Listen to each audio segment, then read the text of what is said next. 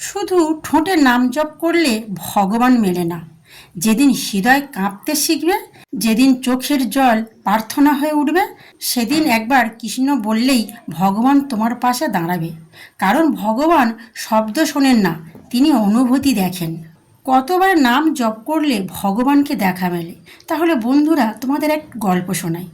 দাপর যুগের শেষ সময় কুরুক্ষেত্রের যুদ্ধ শেষ হয়েছে, পৃথিবী ধীরে ধীরে শান্ত হচ্ছে, কিন্তু মানুষের মনে তখনও অশান্তি, দুঃখ আর মোহের আগুনে জ্বলছে।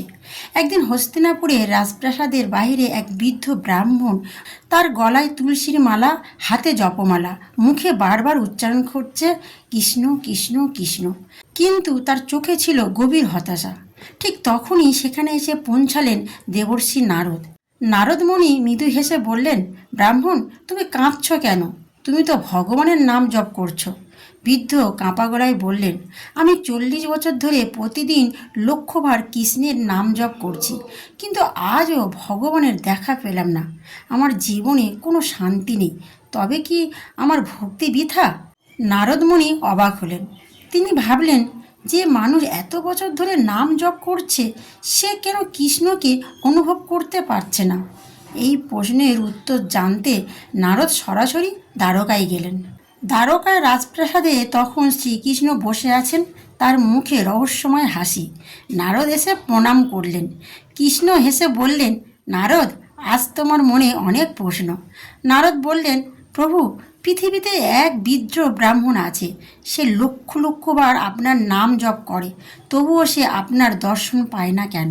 শ্রীকৃষ্ণ মৃদু হেসে বললেন, নারদ, শুধু নাম জপ উচ্চারণ করলে আমাকে পাওয়া যায় না। হৃদয়ে যদি পৃথিবীর মোহ ভরা থাকে, তবে 1000 বছর জপ করলেও ভগবানের দেখা মেলে না। নারদ অবাক হয়ে জিজ্ঞেস করলেন, প্রভু, তবে সত্যিকারের নাম জপ করা কাকে বলে? শ্রীকৃষ্ণ তখন একটি ছোট্ট উদাহরণ দিলেন। শ্রীকৃষ্ণ তখন একটি তেলের পাত্র নারদের হাতে দিলেন আর বললেন, এই পাত্র নিয়ে পুরো দ্বারকা নগরী ঘুরে এসো, কিন্তু সাবধান, এক ফোঁটা তেলও যেন না পড়ে। নারদ সতর্কভাবে হাঁটতে লাগলেন। চারপাশের লোকজন, বাজার, শব্দ, কিন্তু নারদের মন শুধু তেলের পাত্রে। অনেকক্ষণ পর তিনি ফিরে এলেন। শ্রীকৃষ্ণ হেসে জিজ্ঞেস করলেন, নারদ, পুরো পথ ঘুরে এলে, বলো তো কতবার আমার নাম নিয়েছ? নারদমুনি মাথা নিচু করে বললেন, প্রভু, একবারও না। আমার মন তো শুধু তেলের পাত্রে ছিল। শ্রীকৃষ্ণ তখন গম্ভীর কণ্ঠে বললেন, এই তো মানুষের জীবন। মুখে তারা 1000বার কৃষ্ণ বলে, কিন্তু মনে থাকে অর্থ, অহংকার, কামনা, ভয়, রাগ, তাই তারা আমাকে পায় না। নারদ তখন জিজ্ঞেস করলেন, প্রভু, তবে কেমন ভক্তিকে আপনি গ্রহণ করেন? শ্রীকৃষ্ণ বললেন, যে মানুষ একবারও সত্যিকারের ভালোবাসা দিয়ে আমাকে ডাকে, আমি তার কাছে ছুটে যাই। এরপর শ্রীকৃষ্ণ নারদকে একটি গ্রামের কথা বললেন। সেই গ্রামে ছিল এক দরিদ্র মহিলা, নাম মালতী। সে কোনো বড় মন্ত্র জানত না, নিয়ম করে পূজাও করতে পারত না। সারাদিন অন্যের বাড়িতে কাজ করত, কিন্তু প্রতিদিন রাতে আকাশের দিকে তাকিয়ে শুধু বলতো, হে কৃষ্ণ, আমি তোমাকে দেখতে চাই না, শুধু আমার হৃদয় থেকে কখনো দূরে যেও না। তার চোখ বেয়ে জল পড়ত। শ্রীকৃষ্ণ আরও বললেন, নারদ, সেই মালতীর এক ফোঁটা চোখের জল 1000 মানুষের লক্ষ জপের থেকেও মূল্যবান। শ্রীকৃষ্ণ আবারও বললেন, অনেক মানুষ নাম জপ করে শুধু লোক দেখানোর জন্য। তারা ভাবে আমি বড় ভক্ত। এই অহংকারই তাদের আমার থেকে দূরে সরিয়ে দেয়। নারদ তখন বুঝতে পারলেন, ভগবান সংখ্যার হিসাব করেন না, তিনি হৃদয়ের গভীরতা দেখেন। শ্রীকৃষ্ণ আরও একটি গল্প বললেন। এক আশ্রমে এক শিষ্য ছিল। সে প্রতিদিন 10,000 বার নাম জপ করত। সে গর্ব করে সবাইকে বলতো, আমি সবচেয়ে বড় ভক্ত। একদিন গুরু তাকে নদীর ধারে নিয়ে গেলেন। হঠাৎ গুরু তার মাথায় জলের নিচে চেপে ধরলেন। শিষ্য ছটফট করতে লাগলো। কিছুক্ষণ পর গুরু তাকে ছেড়ে দিলেন। শিষ্য হাঁপাতে হাঁপাতে বললেন, গুরুদেব, আমি তো মরেই যাচ্ছিলাম।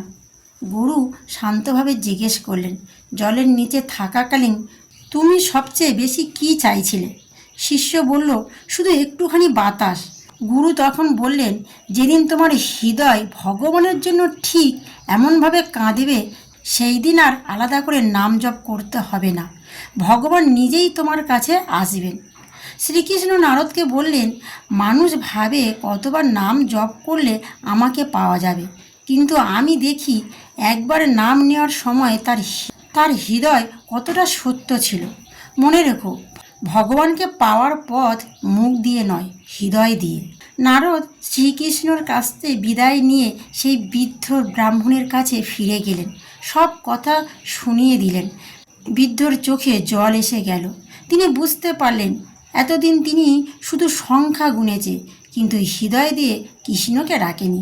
সেদিন রাতে প্রথমবার তিনি জপমালা সরিয়ে রাখলেন, আকাশের দিকে তাকিয়ে কাঁদতে কাঁদতে বললেন, হে কৃষ্ণ, আমি আপনাকে কখনো সত্যিকারে ভালোবাসিনি, আমি শুধু আপনাকে পাওয়ার হিসাব করছি। আজ আমি কিছু চাই না, শুধু আপনার চরণে একটু স্থান চাই। ঠিক সেই মুহূর্তে তার ঘর আলোকিত হয়ে উঠল, চারিদিকে অপূর্ব বাঁশির সুর। বৃদ্ধ চোখ খুলে দেখলেন সামনে নীলবর্ণ শ্রীকৃষ্ণ দাঁড়িয়ে আছেন। শ্রীকৃষ্ণ মৃদু হেসে বললেন, আজ তুমি আমাকে সত্যিকারে ডেকেছ। বৃদ্ধ কাঁদতে কাঁদতে শ্রীকৃষ্ণের চরণে পড়ে গেলেন। তাহলে বন্ধুরা, আজ আমরা এটাই বুঝলাম, ভগবানের নাম কতবার নিয়েছ সেটা গুরুত্ব নয়, একবার নাম নেওয়ার সময় হৃদয় কতটা কেঁদেছে সেটাই আসল। কারণ ভগবান শব্দ নয়, অনুভূতিতে বাস করেন। রাধে রাধে।